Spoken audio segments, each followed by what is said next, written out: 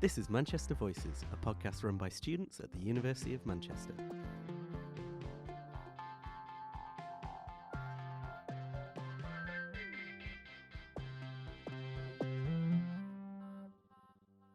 Welcome to a special episode of Manchester Voices, where 3 alumni of the university have come together so we can discuss our careers and how we got to where we are after studying at the university. I'm Giorgia Ravera. I work in sustainability and my background is politics. And today I'm joined by 2 wonderful guests. If you guys want to introduce yourself. Hi, I'm Mike. I work in software engineering and research, and I studied physics at university, and I also did particle physics later on. Hi everyone, I'm Norbert Magos and I have a similar background to Giorgia. I also work in sustainability. I also have a politics background, which I studied here for 3 years. I guess, do we want to slightly delve into introducing ourselves a bit more and talking about our current jobs and a little bit about what path led us to it? So I did physics at University of Manchester, starting in 2013, which is quite a while ago now. So I did an undergrad master's, so 4-year course, and then I went on to do a particle physics PhD with Manchester again. So I stayed with the university, and I did it in conjunction with a place called the Cockcroft Institute, which is in Warrington. And after that, I worked at CERN for 2 years, from 2021 to 2023, and that finished in October, just gone. So now I work at a place called in SDFC, the Rutherford Appleton lab in Oxford, but I work remote from Manchester. And that is basically creating a software to do something called tomography for neutron imaging. So it's like an X-ray, where you take an X-ray and like a CAT scan, you can take it from all different angles and you put the pictures together to make a 3D image. That's essentially what we do, but for neutrons. So people come in, do experiments, take images, and we do like reconstruction and all the data processing and stuff like that. So we have a small team of 4 of us, and we write that program. That's me so far. I'm passing my probation next week, so that's exciting. I've been doing the job for 6 months. It's a bit of a shift, but I kind of like delved away from physics slightly, but still having my toe in the pool. Like I still talk to people from my dark past and make sure that I'm still like in the in crowd in case I ever want to go back and get involved and things like that. Yeah, do you want to go on? Yeah, sounds great. So I basically came over with 2 of my best friends. We went to the same high school class, and we all got offers from the University of Manchester, which was a huge achievement at the time, I think. And I basically had then the best 3 years of my life at this university. It was absolutely incredible with all the volunteering opportunities that you can do here. I think we should talk about those later. And after I've graduated, and I've done 2 internships, again through the university, one at the Food Standards Agency in London as an analytics intern, and then another 2 months as a policy intern at an organization called Foundations, where we basically put together a report for local authorities in terms of what are the best practices out there when they want to help people who are hoarding, essentially, so people with a hoarding disorder. And that was also a very rewarding experience. So after I've completed that 2 internships, then I have got this amazing opportunity from the Cheshire and Warrington Local Enterprise Partnership, where I have become a policy and performance officer. It was this kind of twofold role. One, an analytics role, which was looking at how we are recovering from COVID. It was all during COVID, so I was working remotely. It was quite a turbulent period. And then the second part was the sustainability part, where I was helping out this newly set up Sustainable and Inclusive Growth Commission, where we looked at the different areas of sustainability, like transport, agriculture, the housing stock, and we were looking at solutions for those problems in that region. So and then at that point, I was hired into my current job, which is being a policy advisor at the Department for Energy Security and Net Zero. Wow, congratulations. That all sounds fantastic, and well done on your new job promotion. Thank you. So would you say that your experience with sustainability mainly comes from work experiences, or since you come from a politics background like mine, would you say you also had the chance while at university of working with sustainability? Because my personal experience has been a bit less linear work experiences wise, but I thought that my time at university was an amazing opportunity to find out more about the field, realizing what I'm really interested about, and also my degree was quite flexible. So once I knew that that was what I like, I could specialize in that. I could take lots of modules for like learning more about specific aspects of sustainability. Specifically, I'm very interested in the European context and how the European Union and European Commission in particular can basically speed up the sustainable transition. So that was quite a positive experience for me, but I'm interested to know if that was also your case. But I think it's again more the extracurricular opportunities that the university provided. I think that helped me again stay in that path. I was able to become a green impact auditor, which is going around the university and talking to various teams and departments about their impact, like their use of the lights, or putting stickers on fridges, similar small scale improvements. And then also I was elected to the GCR, the Junior Common Room committee of my student hall, where I was an environmental officer. So that also gave me an opportunity to kind of make sure that every parties that we organize, they are cleaned up and recycled properly, all the rubbish, trying to come up with the most sustainable procurement options, and not delivering, but going to the local Aldi and then bringing the stuff with a shopping cart right to the university hall. So yeah, that was a super rewarding experience, and also kind of helped me keep on the sustainability path. What about you? What was your kind of initial journey into sustainability? How did you become interested in it? I guess, well, on a personal level, I've always suffered from climate anxiety. And when I was little, that was a big push for sort of initiating me to the field. Like I was a leader for Fridays for Future. I did lots of work with the Model United Nations programs, where obviously like you discuss a lot about these themes. So that was in itself a very good sort of start for like getting to know more about the kind of issues that we're facing on different levels and starting to like come up with solutions for it. Then I did an internship with the city council where I was in charge of analyzing the success of a whole program for social care.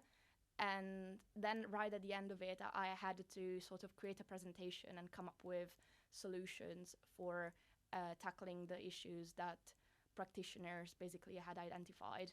And that part, I think, like was the most rewarding experience of my life, like having to sit in a meeting with lots of senior stakeholders and having prepared like my graphs and sort of policy recommendations and having to explain them to them in a way that sort of made sense to them. I was quite lucky because there were a few modules that were focusing on policy making, and in particular there was one I could not recommend it enough. It's called public policy making problems or Yeah, something I've done like that as well. I really loved it. with Nick Turnbull. Yeah. Oh my god, I love Nick. I hope he doesn't listen to this podcast, because this is pure like me just like spamming him around and like recommending it to people. I love Nick. He's been the best professor ever, and also I think the person that inspired me the most to try to become a policymaker. Did you think the university gave you like a good introduction to your current field? Did you do some experiences that help you to like shape your journey? Yeah, a little bit. So in like physics undergrad, you do a bit of everything. Like you just kind of like skim over certain topics, and one of those topics was because I did theoretical physics, so I did stuff like particle physics and gravitation and stuff like that.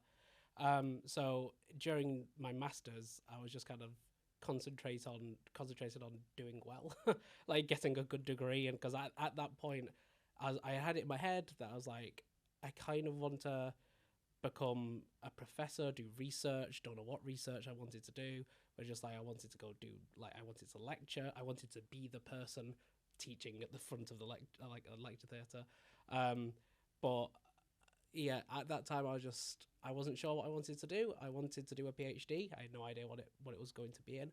So the university sent me on like some open days. So there was one at the Cockcroft Institute in Warrington where you went in with a horde of other people. There's about 50 to 100 people or something like that.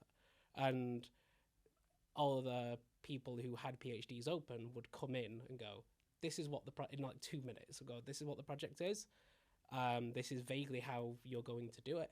And this is who I am, sort of thing. And it'd come in one by one, it'd tell you, and you'd have a sheet of all of the projects, and you would put in order which ones that you wanted to do, or ones that you're interested in. And then you would have 2 interviews, one in like 2 boardroom interviews, so there'll be like 10 interviewers in each interview, and they just ask you various questions about what you did.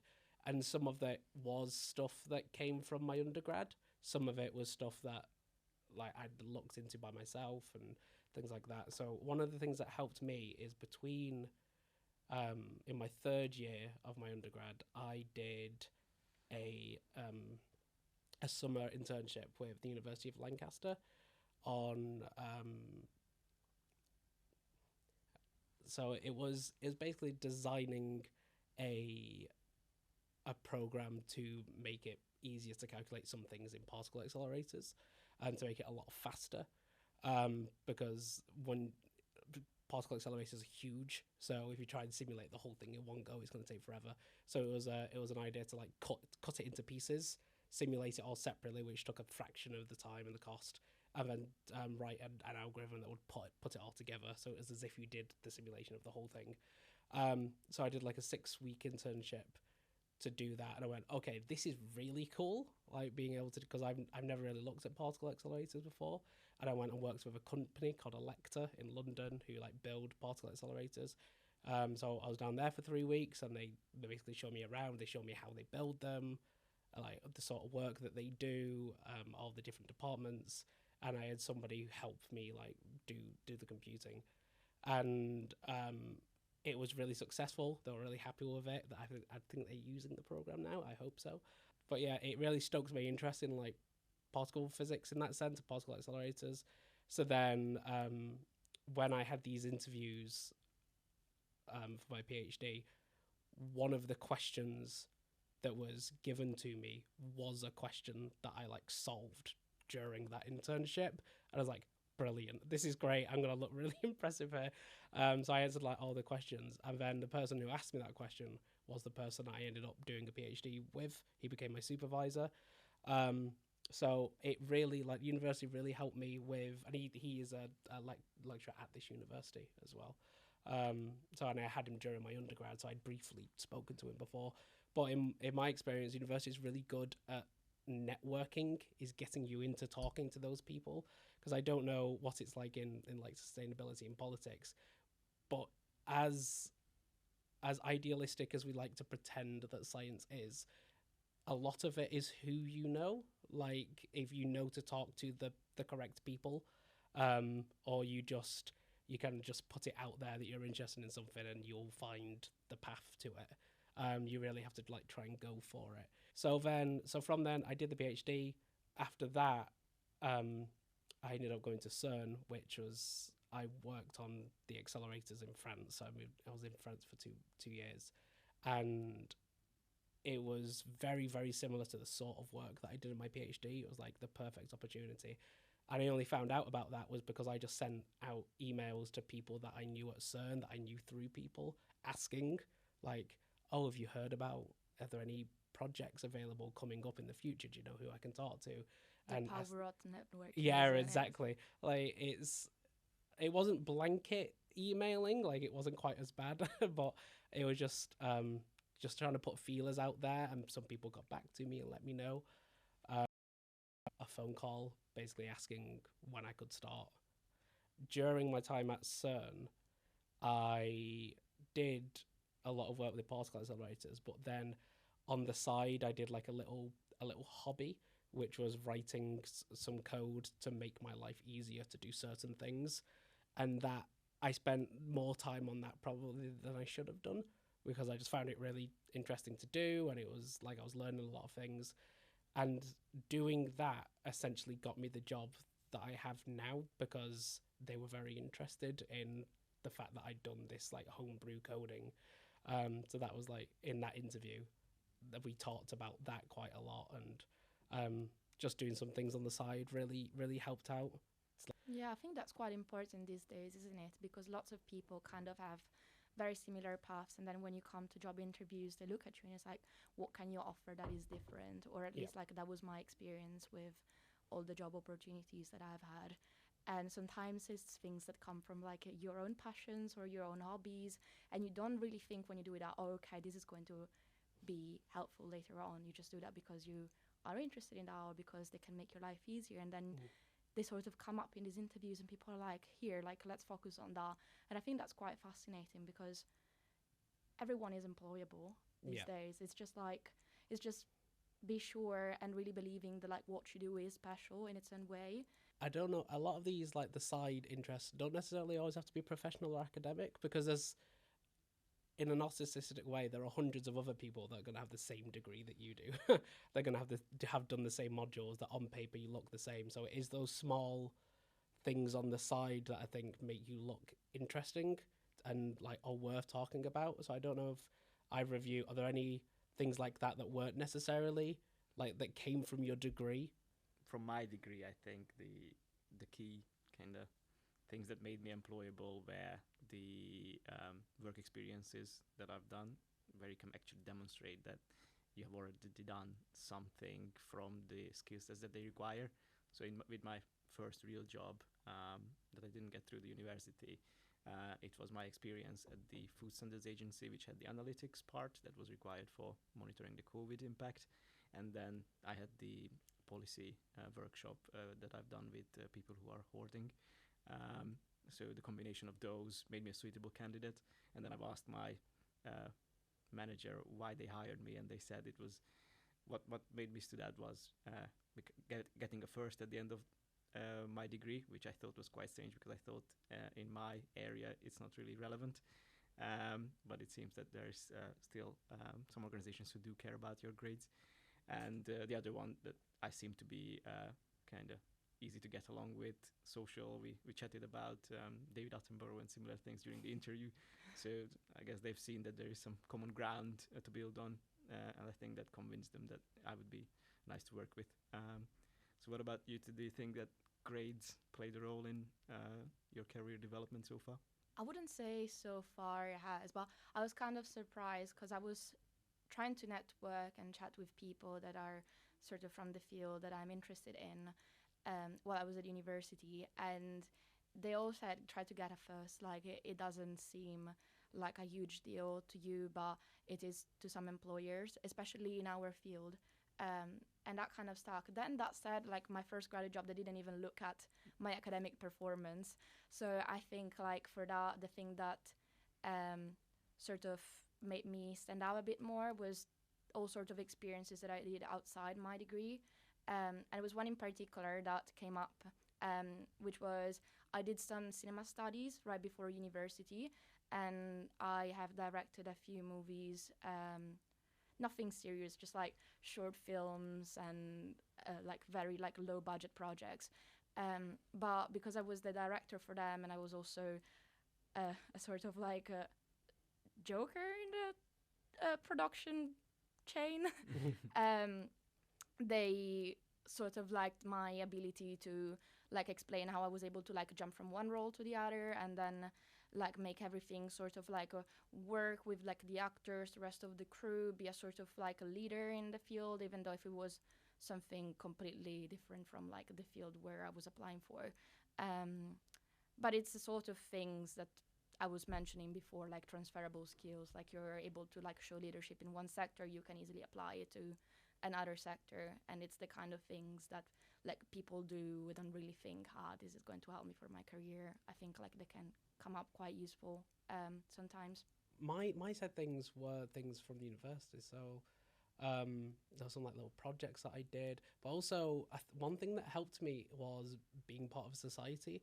So I don't know if either of you were part of any of societies while you were here, but mine was completely unrelated. It was the gaming society. So I was the treasurer for the Oh, gaming that's society. a great society. Oh my god, I love the gaming society. Oh right, okay, that's good that it's still going. It's been a few years since Oh I've my been. god, yes, they're doing amazing. Sorry, that was Good. like me again, like fangirling on Yeah. like things outside. No, I'm glad it's really good. So when in my undergrad, I was a treasurer while I was there, and it was my job to just try and raise money, but in a way that wasn't just like asking people for money. Like we had a few ways of doing things. So we'd run events, we'd run competitions, and we'd just try and in whatever way just try and steadily improve things, because a lot of the things that we had, like a lot of the equipment we had, were people's own equipment, or it was equipment that would be donated. So it wasn't like running a business necessarily, but we ran quite a lot of successful events. Like we did a 24-hour like gaming event somewhere in Manchester. So we just rented out this space, and people would just come at all hours, and we'd run tournaments and some official tournaments, some non-official tournaments. We tried to like break world records and stuff like that, and it was extremely successful. And I had quite a lot of people in interviews asking me about stuff like that, because like trying to organize and manage that and have the responsibility of doing that is a transferable skill that I don't think a lot of people realize. At your time in university, did the uni already have this award called Stellify, or I think maybe No, I think that was award? slightly after I was here. I remember seeing all of the different posters for it outside the physics building. Yeah. So I'm not really familiar with it. I think it's a very good way through which the university is encouraging people to take these sort of opportunities. So I think you need to first participate some challenges, societal challenges like sustainability and inclusivity, which kind of make you think about some of the current hot topics in society. And then you also need to do, I think, 40 hours of volunteering. 25 decrease it, yeah. Nice. And then you also needed to do like 2 leadership positions. So one of which was my role at the student hall, where I lived for 3 years, which is quite an exception, I think, for most students. Most people move out. And then I've also been a committee member in the Hungarian Society. So yeah, I can reiterate the importance of being involved in societies. I've also been a member of the Board Game Society, and still I go every Tuesday. I've just been there yesterday as well. So I think it's a great place to kind of make friends, especially when you're new to a country. I think societies have been kind of one of my foundations to kind of get into the fabric of the university life. Michael, there was something that you said right at the beginning of like one of your interventions. Sorry, like I feel like I'm like cutting and pasting and like moving parts, but it kind of stuck with me because you said during your masters you were just focused on doing quite well with your studies. Yeah. And I think like that's a good sentence to introduce one of the next topics, which is there anything you wish you'd taken advantage of more while at university? And for me personally, it was right what we were mentioning now, being part of societies, taking volunteering roles, just being more involved. Because when I moved to the UK, I wasn't right in the like British mentality of like doing things outside your degree. Where I come from, it's all about studying, and really like nobody expects you to do anything outside of that. So with my first year, it was COVID as well. So to be honest, it wasn't the easiest atmosphere to get involved and like meet people and just do stuff. But I was kind of set up to just be like stuck in my room, like studying all day, getting like first after first, and not really doing anything else outside it, apart from like the odd like social interaction, COVID allowing. But that was like one of my biggest regrets in retrospect, because lots of people had taken the opportunity of like joining societies during that time, or just like familiarizing themselves with the context a bit more. So when second year, first after COVID hit, people were like, okay, I know what I'm doing. I've already met with people from this society, or known about, this volunteering opportunity or scheme. and we're just like, applying, or joining. And I was stuck right at the beginning when people first sort of come to Manchester and like, okay, what's going on here? So I'd say like that's probably my biggest regret, and something that I would definitely encourage new students not to make. Just be there, be out, go out of your comfort zone. I think like it's one of the kind of best investment times-wise that you can make. What do you think? Yeah, they also do the society fairs, I think, is it? I think, is it one in the start of the year in September and another one in April? Yeah, that's the right. refresher fair or whatever it's called. I can't remember what it's called. But like I went around there and like there was loads of societies that I was just like, I'm not really interested, but it was still fun to go and just talk to people and see what was going on and go, oh, that's weird, that's a society. Because you could also, even if there aren't any societies that you want to join, you can make your own society. Like when I was in my undergrad, I don't know if it's still possible, but you could apply to get funding to start a society. Yeah. So if there is something that you're interested in, it is still possible. The university will supply some form of avenue to try and get you to do things if you can find people that are interested enough.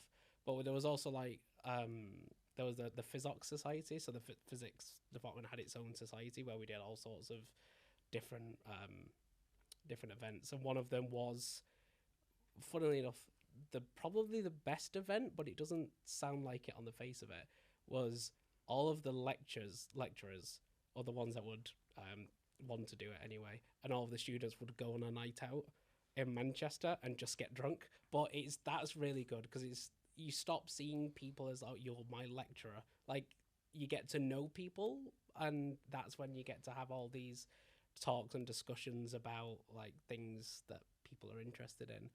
And you just makes the whole experience of university as a whole better.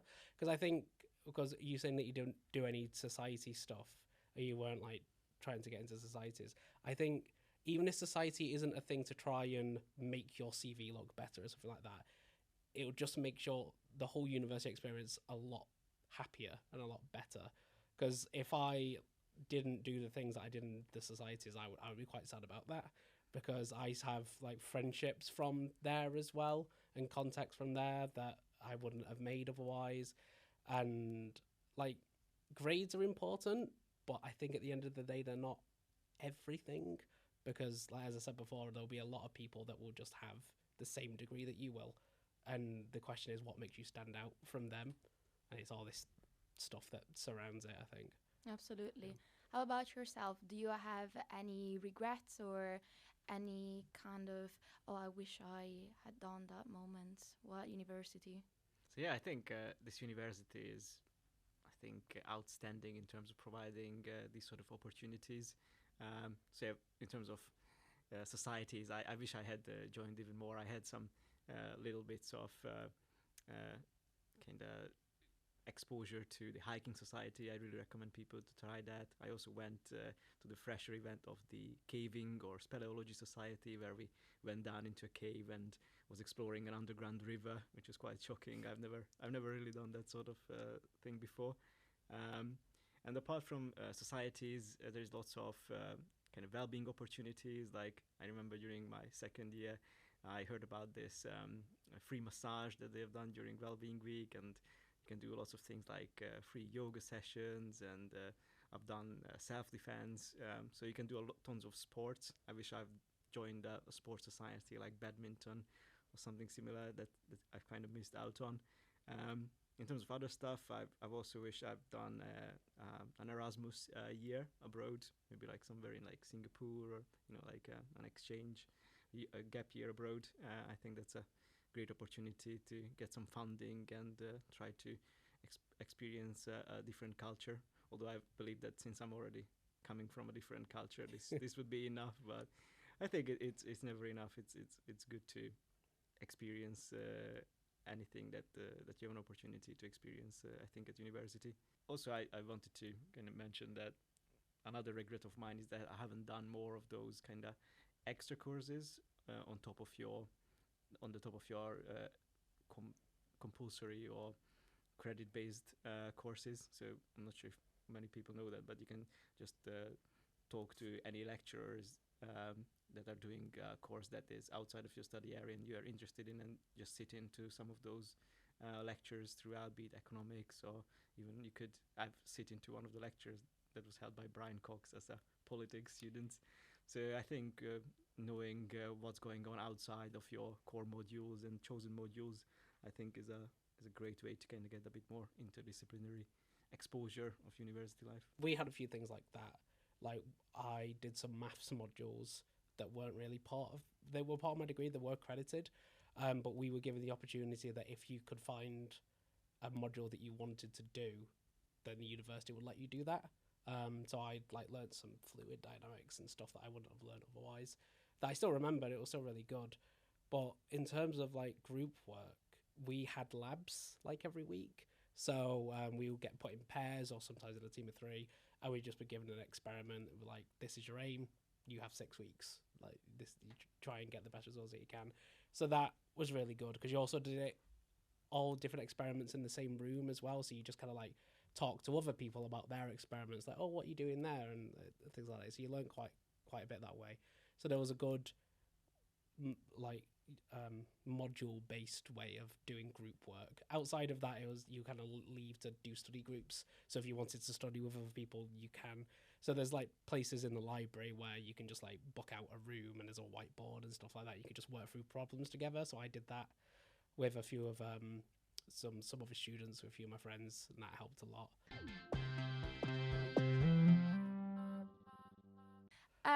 Okay, so we've talked quite a bit about ourselves, our experience with university. I was just curious to know, was university always your ambition, attending university? Was it always in your plans? Did you regret doing it? Yeah, for me, I'm in a slightly privileged position that I kind of always knew what I wanted to do, which I know isn't the case for a lot of people. So I knew from when I was 11 that I wanted to be a scientist in some respects. And then in secondary school, I grew a love of physics. I was okay, I want to do physics at university. So yeah, I always knew that I wanted to go to university, but I know that there's so many other options out there for people that they don't necessarily appreciate, like apprenticeships and stuff like that. Whereas in my job now, we get quite a lot of people wanting to do internships and apprenticeships that don't necessarily want to go to university, but they want to get some job experience. So it is possible to do that as well. But yeah, university was the go-to for me. Yeah. And I don't regret it at all. I think I loved my time at university. I loved my postgrad as well. My undergrad and my postgrad were very different experiences, because my postgrad, you felt more equal in terms of, because you're researching something that nobody has the answer to. So it's not like that your tutor or your supervisor could just come and go, oh yeah, here's the answer, this is how you do it. Is you actually feel like you have a discussion with them, and then they're interested in what you have to say. So it's depending on what you want to do. For some people, university might work out, but for some people it might not, and that's fine. But I don't know about you. Do you two? Were you always going to go to university, or? Well, I think that was kind of how I was kind of raised by my parents. It was kind of one of their wishes that I went to university, because my father didn't go. So I guess he wanted to make sure that I had better opportunities. I don't have any regrets, because I had the best 3 years here. It was a very good experience, kind of broaden out your network, integrate into the British society, and also get confident in some of the scientific methods that are used in all the different parts of life and work. So just making sure that you can look at a newspaper article and dig into the research under it if you are concerned about the potential credibility. I think a politics degree really empowers you to do that through all the social research methods that we are learning. So yeah, I can I can recommend university for people, but I would also say that there is also other opportunities for you to consider. I think it depends, as you said, on the kind of profession and field that you want to get into. I personally don't regret having gone to university. Quite similarly to you, my parents had also set like the bar quite high when it came to expectations and the sort of path that I was meant to follow. And like in retrospect, I can just say thank you for them. But also for people who don't necessarily know what their career path that they want to do is, like university can still be a good thing, because a lot of like jobs that I looked to apply for, it wasn't like you need this degree in order to do it. It was just any degree. Some were fine. It was like a degree vaguely in this subject would be okay. So it's like I'm not stuck necessarily doing physics related degree jobs because I have a physics degree. I could go and do most scientific things. So like if somebody knows that they want to be in a vague area, that can be good enough for deciding if you want to go to university or not. Apprenticeships are probably good for getting into a very specific field because you learn those specific skill set for the job that you're aiming for. Was it difficult for you getting a job after university? For me, it was quite easy, exactly because of these 2 internship opportunities that I received. It made me very competitive in that kind of first instance where I had to look for a job, and I also relied on the career service. So I've looked at the jobs that they advertise. They send out this newsletter quite often. So through that newsletter, I applied to like 20 jobs, and one of these was this opportunity at the Cheshire and Warrington Local Enterprise Partnership. So I really recommend people to kind of make use of those local job opportunities that aren't necessarily advertised like on Indeed, because they attract incredible numbers of applicants. But if you look at some of these kind of less nationally advertised roles, not just graduate schemes, I think you have a much better chance of securing a role. So yeah, for me it was quite simple. I applied to like 20 organizations, and in like 2 or 3 months I had a job offer. So yeah, I was quite lucky in that regard. What about you? It's a similar sort of story for me, which I suppose won't be helpful to some people. But yeah, so during the last 6 months of my PhD, I started to just like apply for jobs. And I didn't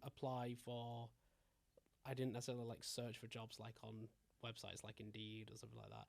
I spoke to my supervisor and he recommended like, oh, there's these positions, there's this position, like, because he's in the field, so he knows what the current scheme of the market in that field is.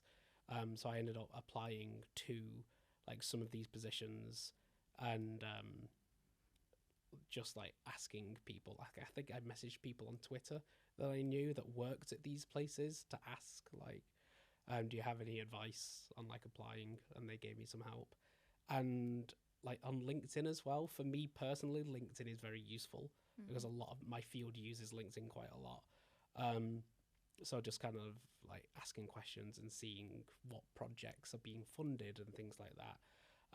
So I sent off a few applications and then got through to somebody at CERN their project was basically the exact same as the sort of stuff that I've been doing in my PhD. So it was just kind of like the stars aligned quite well, I think, in terms of that.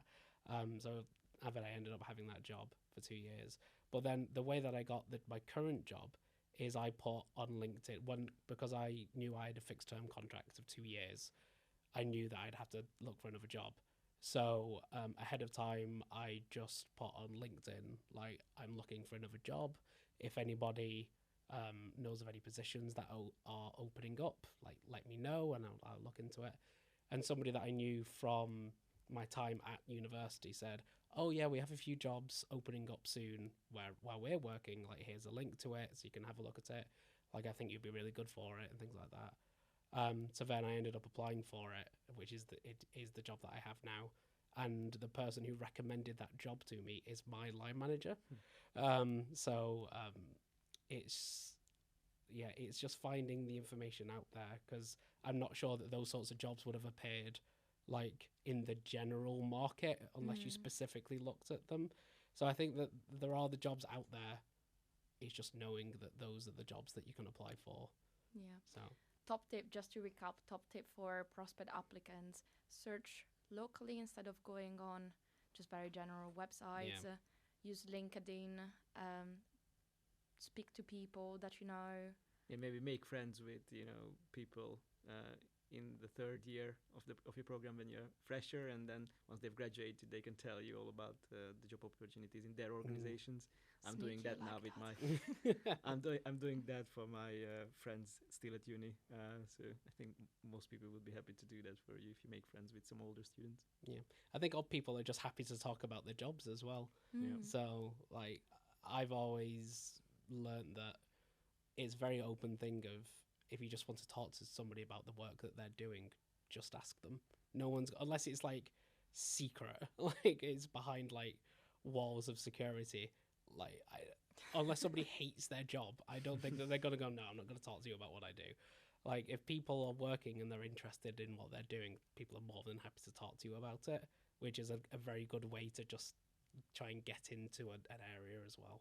Yeah, that's a really good tip, because you might not know exactly like what a job involves, so that can help you to find out more and find out if that's what you might like. But also you get to speak to someone that works there in the field, you know, like if you show interest and if you make them talk, they might think, like, oh, that person is interested. I'm gonna think of them if something comes up. Which does happen. Yeah, it wasn't easy finding a job straight after university. I think I spent 3 months of like navigating in the like sea of, oh my god, like I'm gonna be unemployed for the rest of my life.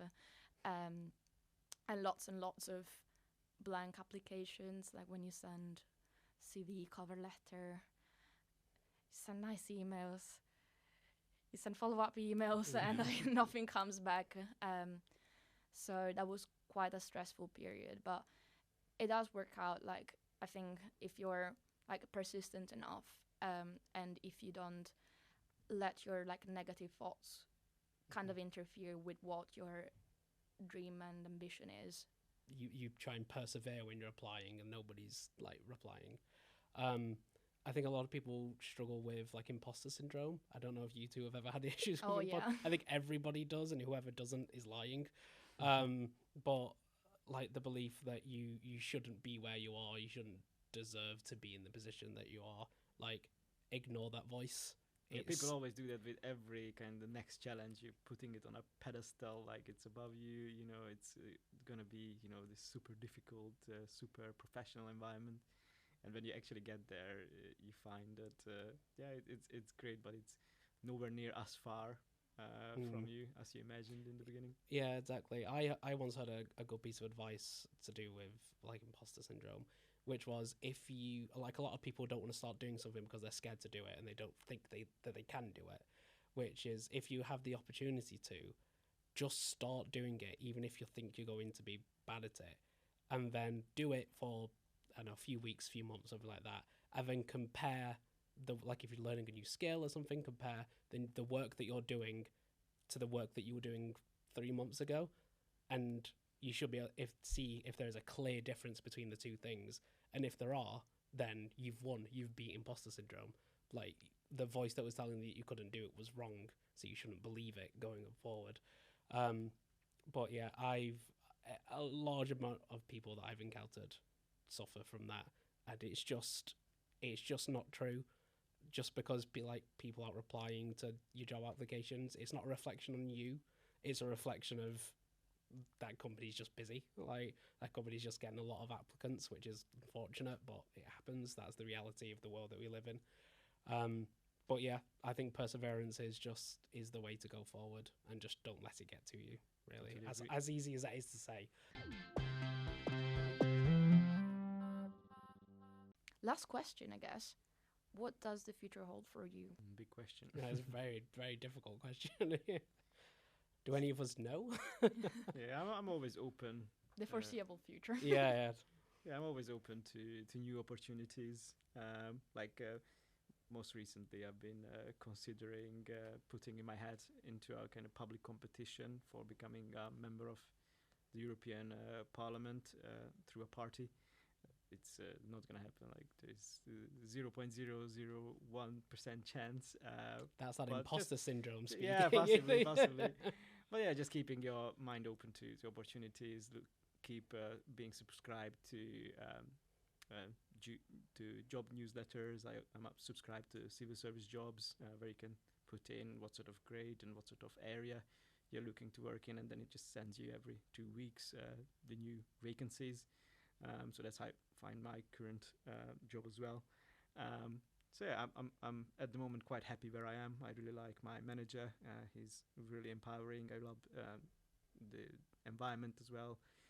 The department is full of young people similar to me. We're all very inspiring. I'm really passionate about the area, so I would like to stay in sustainability. I would even like to stay in energy efficiency retrofitting, because I think it's a super important area that affects a lot of people in current society, because UK housing stock is very old, and we need to make sure that we are not just heating the street in the future, especially with these uncertainties about energy supply. So yeah, I at the moment I'm imagining myself at least for another year in this role, and then I will be looking at new promotion opportunities, maybe moving to a different policy area. So nothing concrete, but always on the hunt. Exactly, yeah. I like that. How about you, Michael? So at the moment, I'm just 6 months into my new job, so it's very different to my old job. It's not physics based, it's more programming based. So in physics, well, when I was at university anyway, I think it's changed now, but you never really got officially taught how to program. So I spoke to people who have come out of the same degree that I did, but years later, and they're like, oh yeah, we learned all of that stuff during the university modules, but that wasn't the case for me. So when I did my PhD, I basically had to teach myself how to code. So I don't have an official teaching in that skill. So, but my role now is as a programmer. So my goal is at the moment is to just try and have more of a stable education, like in terms of programming, like try and expand my skill set and just learn as much as I possibly can. And because everything is still quite new to me at this stage, so it's completely disconnected from stuff that I've done before. But so my aim at the moment is just learn, but there are opportunities that hang around, like similar to you, like you get sent things every now and again, like, oh, this is happening and this is happening. But my job is, like, my role is quite fortunate that they encourage you to go and work in other departments of not company, of the sector, to just try and expand all the skills that you have and learn as much as you can. So I was slightly approached by somebody on LinkedIn who saw my job experience, was like, oh, you've got job experience that we're interested in. Do you want to come and talk to us maybe about this project that we have coming up in the future? So when next time that I'm down on site in Oxford, whenever that is, might be in a few months, I'm going to like have a talk to them and just kind of see what's going on, because it might be an opportunity that I could potentially split my time between like 2 projects, because my manager said that they're more than willing, that if they need to restructure my contracts or my work, or then they're open to do that. So yeah, in terms of like long-term goals, I don't know. I'm gonna just see where things take me at the moment, because if somebody told me that I was going to do the thing that I'm doing now, if they told me that 5 years ago, I would have been like, okay, how do I get there? How does that work? I wouldn't have necessarily predicted it. So it might be the same again in another 5 years. I might be doing something completely different. But again, I'm always like open to new things that may crop up on the horizon. I think going to work each day, doing your job, and then finishing work and just closing yourself off to anything isn't the correct way to go. So would the two of you consider like a career break? Yes. I'm for example thinking about taking a year out to to take this Japanese exchange teaching program where you go to Japan for a year and teach English in high schools, or also maybe convert my van to kind of live-in facility and then do van life. I think those two things are really attractive to me kind of in the next 5 or 10 years. Do you have anything like that in your mind? I'm so glad you asked. I was actually considering, because I know what I'm going to do for the next 2 years. I'm going to finish this job, and then I've been accepted into a master's program in Paris, so that's 2 years covered. But after that, I was kind of contemplating this idea of taking a gap year, and for someone that is sort of new to the job field, it feels kind of scary, because I almost feel like, you're on a train and you get off the wrong stop. It's hard to hop back on the train. But actually, I would love to take it as an opportunity if I've got the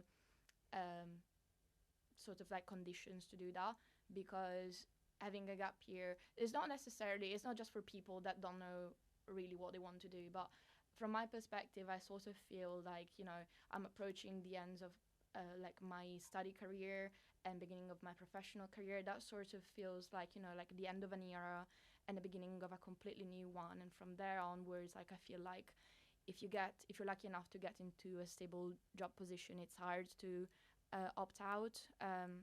So that period of transition between when you finish your studies and when you approach the professional world, that feels like the good time to take a step back and just make sure you're ready for it. Well, thank you so much for listening to this episode, and thank you for joining us. Thank you for all your insightful contributions to this episode, and good luck with your career. Thank you. Yeah. You too. Great to meet you all.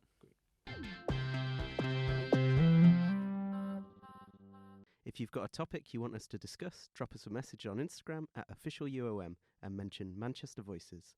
Our jingle was created by student Maisie Illul.